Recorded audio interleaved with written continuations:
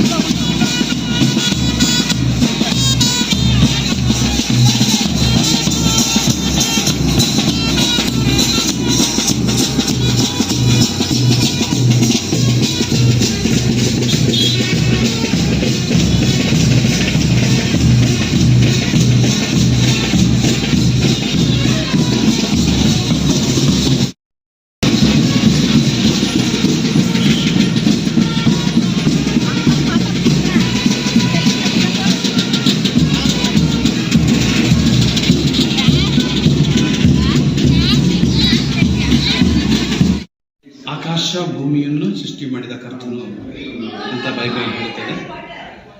ಆತರ ದೇವರು ಲೋಕಕ್ಕೆ ಈ ಪ್ರಪಂಚಕ್ಕೆ ಆಸೆ ಬರಬೇಕಂತ ಬೈಬಲ್ ಈ ಥರ ಹೇಳುತ್ತದೆ. ಒಬ್ಬ ಕನ್ನಿಗೆ ಗರ್ಭಿಣಿಯಾಗಿ ಒಬ್ಬ ಕುಮಾರನನ್ನು ನಡೆದು ಅವರಿಗೆ ಯೇಸು ಎಂದು ಹೆಸರಿಡಬೇಕು. ಯಾಕೆಂದರೆ ಆತನು ತನ್ನ ಜನರ ಪಾಪಗಳೆಲ್ಲ ನೀಗಿಸಿ ಅವರನ್ನು ರಕ್ಷಣೆ ಮಾಡುವರು, ಎಲ್ಲ ಕಾಪಾಡುವರು ಅಂತ ಬೈಬಲ್ನಲ್ಲಿ ಬರೆದಿದೆ. ತನ್ನ ಜನರು ಅಂದರೆ ಯಾರಂತ ನಾವು ನೋಡುವಾಗ, ಈ ಲೋಕ ಸೃಷ್ಟಿ ಮೊದಲೇ ಕ್ರಿಸ್ತು ಒಳಗೆ ಆತನು ಅನಾದಿ ದೇವರು, ಆತನೊಳಗೆ ಯಾರ್ಯಾರು ಇದ್ದರು ಅವರು ಆತನ ಮಕ್ಕಳಾದಂಥ ಬೈಬಲ್ ಹೇಳ್ತದೆ. ಅವರಿಗೋಸ್ಕರ ಕನ್ನಿ ಗರ್ಭದಲ್ಲಿ ಹೋಗಿ ಒಂದು ಕೂಸನ್ನು ಸೃಷ್ಟಿ ಮಾಡಿ, ಆತನು ಸೃಷ್ಟಿಕರ್ತನು ಸೃಷ್ಟಿ ಮಾಡಿ ಮನುಷ್ಯ ಅವತಾರ ತೆಗೆದು ನಮ್ಮ ಅಂತೆಯೇ ಆತನು ಪ್ರಪಂಚದಲ್ಲಿ ಬೆಳೆದು ಬಂದನು. ಅವರು ಈ ಲೋಕ ಸೃಷ್ಟಿ ಮೊದಲೇ ಇದ್ದಾರೆ.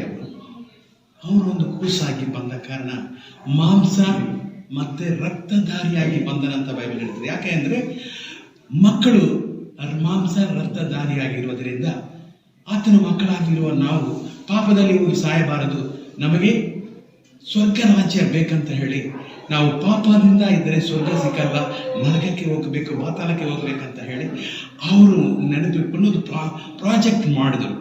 ನಾವು ನನ್ನ ಮಕ್ಕಳು, ನನ್ನೊಳಗಿದ್ದ ಮಕ್ಕಳು ಯಾರು ನರಕಕ್ಕೆ ಹೋಗಬಾರದು, ನಾನೇ ಅವ್ರಿಗೋಸ್ಕರ ಹೋಗಿ ಸಾಯುವೆನು ಅಂತ ಒಂದು ಮನುಷ್ಯನಾಗಿ ಬಂದು ಸಿಲುಬೆಯಲ್ಲಿ ಹೋಗಿ ತನ್ನನ್ನು ಅರ್ಪಿಸಿ ಸತ್ತು ಊರಲ್ಪಟ್ಟು ಮತ್ತೆ 3ನೇ ದಿವಸ ಜೀವಂತವಾಗಿ ಬಂದು ಹೇಳಿದನು, ಇದು ಜೀವನ ಕೊಡಕ್ಕೆ ನನಗೆ ಅಧಿಕಾರ ಇದೆ, ಮತ್ತೆ ತೆಗೆದುಕೊಳ್ಳಕ್ಕೆ ನನಗೆ ಅಧಿಕಾರ ಇದೆ, ನನ್ನನ್ನು ನಂಬುವ ಪ್ರತಿಯೊಬ್ಬರು ಎಂದಿಗೂ ಸಾಯುವುದಿಲ್ಲ ಅಂತ ಯೋಹಾನ 11:25-26 ವಚನದಲ್ಲಿ ಹೇಳ್ತಾರೆ.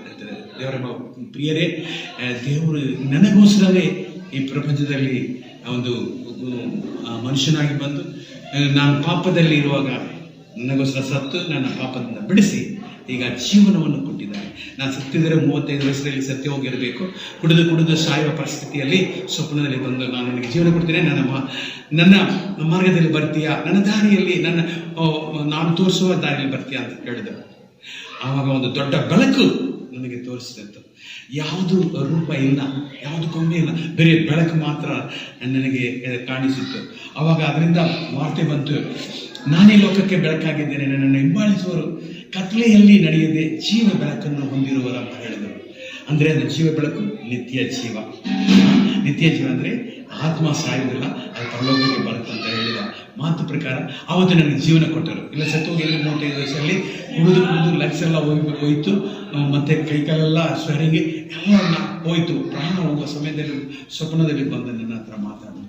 ಒಬ್ಬರು ಪ್ರಾರ್ಥನೆ ಮಾಡಿದ ಮುಖಾಂತರ ಆ ಥರ ಮಾತಾಡಿದ ಕಾರಣ ಇಷ್ಟೊತ್ತರಿಗೆ 71 ವಯಸ್ಸು ನನಗೆ ಆಗುತ್ತದೆ, ಇಷ್ಟೊತ್ತರಿಗೆ ದೇವರ ನನಗೆ ಜೀವನ ಕೊಟ್ಟರು. ಇದಕ್ಕೋಸ್ಕರ ನಾನು ಈ ಥರ ಕಾರ್ಯಗಳನ್ನು ದೇವರಿಗೋಸ್ಕರ ಮಾಡ್ತೀನಿ. ಬೇದಮೇಲದಲ್ಲಿ ಇದು ರ್ಯಾಲಿ ಮಾಡೋದು ಆತನಿಗೆ ಧನ್ಯತೆ ಹೇಳೋದಕ್ಕೋಸ್ಕರ, ದೇವರು ಸೃಷ್ಟಿ ಮಾಡಿದ ಕರ್ತನಿಗೆ, ನನಗೆ ಪ್ರಾಣ ಕೊಟ್ಟ ಕರ್ತನಿಗೆ ನಾನು ಈ ಥರ ಕಾರ್ಯಗಳನ್ನು ಮಾಡ್ತಾ ಇದ್ದೀನಿ.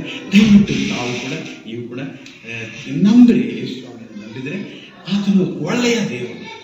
ಯಾವ ದೇವರನ್ನು ನಾವು ಮಾತಾಡೋದು, ಎಲ್ಲರೂ ದೇವರು ನಮ್ಮ ದೇವರಾಗಿರುವ ಎಲ್ಲರನ್ನು ಒಳ್ಳೆಯ ದೇವರಾಗಿರ್ತಾರಂತ ಬೈಬಲಲ್ಲಿ ಯೇಸುಸ್ವಾಮಿ ಬಗ್ಗೆ ಹೇಳ್ತಿದೆ. ಅದನ್ನು ನಂಬಿದರೆ ನಿನಗೆ ಆಶೀರ್ವಾದ, ನಂಬಿರಿ ಕರ್ತನು ನಿಮಗೆ ಅದ್ಭುತ ಕಾರ್ಯಗಳನ್ನು ಕನ್ನಡ ಮಾಡುವರು, ಬಿಡುಗಡೆ ಕೊಡುವರು, ಆಶೀರ್ವಾದ ಕೊಡುವರು. ನಿಶ್ಚಯ ನಮ್ಮ ಕುಟುಂಬದಲ್ಲಿ ಎಲ್ಲರನ್ನು ಆಶೀರ್ವಾದವಾಗಿ ಜೀವಿಸಬೇಕಂತ ನಾನು ಪ್ರಾರ್ಥನೆ ಮಾಡಿಕೊಂಡು, ನಿಮಗೂ ನಿಮ್ಮ ಕಾರ್ಯಗಳೆಲ್ಲರಿಗೂ ಇನ್ನು ಪ್ರೆಸ್ಸಲ್ಲಿ ಬಂದಿದ್ದೀರಾ, ಬಹಳ ಸಂತೋಷ. ಕರ್ತನು ನಿಮ್ಮ ಸೇವೆಯನ್ನು, ಯೇಸುಸ್ವಾಮಿ ನಿಮ್ಮ ಸೇವೆಯನ್ನು, ಎಲ್ಲರನ್ನು ಸೇವೆಯನ್ನು ಆಶೀರ್ವದಿಸಲಿ. ಯೇಸುವಿನ ನಾಮದಲ್ಲಿ ನಿಮಗೋಸ್ಕರ ಪ್ರಾರ್ಥನೆ ಮಾಡ್ತೀನಿ. ಕರ್ತನು ನಿಮ್ಮನ್ನ ಎಲ್ಲ ಕುಟುಂಬವನ್ನು ಆಶೀರ್ವದಿಸಲಿ. ಯೇಸುವಿನ ನಾಮದಲ್ಲಿ ಆಮೆನ್.